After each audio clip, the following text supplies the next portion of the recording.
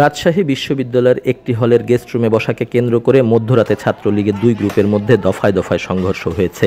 শনিবার রাত 11টার দিকে বিশ্ববিদ্যালয়ের শহীদ সোহরাওয়ার্দী হলের গেস্ট রুমে এই সংঘর্ষের সূত্রপাত। এ সময় হলের সামনে অন্তত 6টি ককটেল বিস্ফোরণ হয়। আহত হন উভয় পক্ষের একাধিক নেতাকর্মী। শনিবার রাত 9টার পর শহীদ সোহরাওয়ার্দী হলের সহসভাপতি আতিকুর রহমান প্রায় 30 জন অনুসারী নিয়ে হলটির গেস্ট রুমে বসে সাংগঠনিক আলোচনা করছিলেন। এ সময় ছাত্রলীগের যুগ্ম সাধারণ সম্পাদক নিয়াজ মোর্শেদ তার কয়েকজন অনুসারী নিয়ে ওই রুমে এসে উপস্থিত হন এবং অন্যদের গেস্ট রুম ত্যাগ করতে বলেন। এ নিয়ে উভয় পক্ষের মাঝে বাকবিতণ্ডার সৃষ্টি হয়। এক পর্যায়ে তারা সংঘর্ষে জড়িয়ে পড়েন। 9টার দিকে জানতে পারি যে সোহরাওয়ার্দী হলে ছাত্রলীগের দুই পক্ষের একটু সমস্যা হয়েছে, কথা কাটাকাটি। এ থেকেই আপনার দুই পক্ষে ধাওয়া পাল্টা ধাওয়া। পরে আমরা জানতে পারি যে ওই হলের সভাপতি, যে হল শাখা ছাত্রলীগের সভাপতি নিয়াজ এবং আরও কিছু ছাত্রলীগের কয়েকজন আছে, তারা আপনার বহিরাগত কিছু সন্ত্রাসী, যাদের আপনার সিসি ক্যামেরা দেখলে চেক করলেই বুঝতে পারবেন, হাসুয়া, রামদা, আপনার রেল লাইন থেকে পাথর এবং শিবিরের স্টাইলে যেসব পাথরগুলো যেভাবে নিক্ষেপ করা হচ্ছিল, উপর থেকে ছাত্রলীগের নেতাকর্মীদের নিচে যারা অবস্থান করছিল, উপর থেকে ককটেল এবং পাথর তারা নিক্ষেপ করছিল।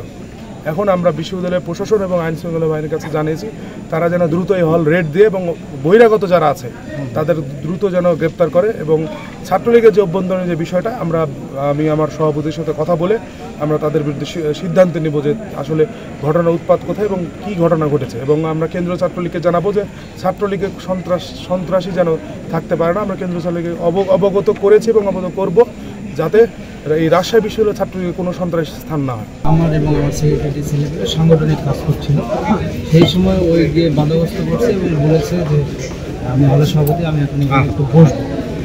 তখন তারা আমাদের ছেলেমেয়ে বলেছে যে ভাইয়া একটু 2 মিনিট সময় দেন, আমরা জাস্ট বের হয়ে আপনি বসে। এর মধ্যেই কথা কাটাকাটি হওয়ার পরে ও বেশ কিছু বহিরাগত হলে ঢুকিয়েছে এবং ঢুকানোর পরে রেল স্টেশনের যে পাথর দেওয়া থাকে সেই পাথর, ইট,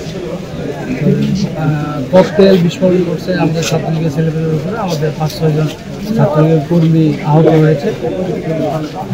বর্তমানে বিশ্ববিদ্যালয় প্রশাসন এবং পুলিশ প্রশাসনকে এটা অবগত করেছে, তারা দিচ্ছে। কালকে কথা বলে আমাদের সাদ্দাম মিনান ভাইয়ের সঙ্গে সেন্ট্রাল আমাদের কথা হয়েছে, আমরা কালকে সাংগঠনিকভাবে ব্যবস্থা নেব। এদিকে রাত 1টা নাগাদ ঘটনাস্থলে উপস্থিত হন বিশ্ববিদ্যালয়ের উপাচার্য অধ্যাপক হুমায়ুন কবির।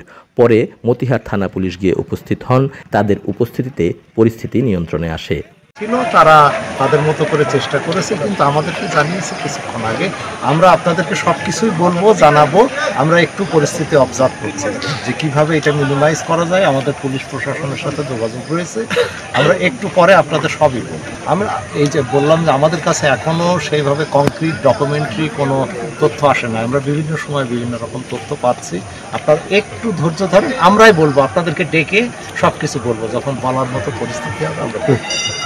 এই ঘটনার পর থেকে ক্যাম্পাসে থমথমে অবস্থা বিরাজ করছে। রাজশাহী থেকে রাজু আহমেদ।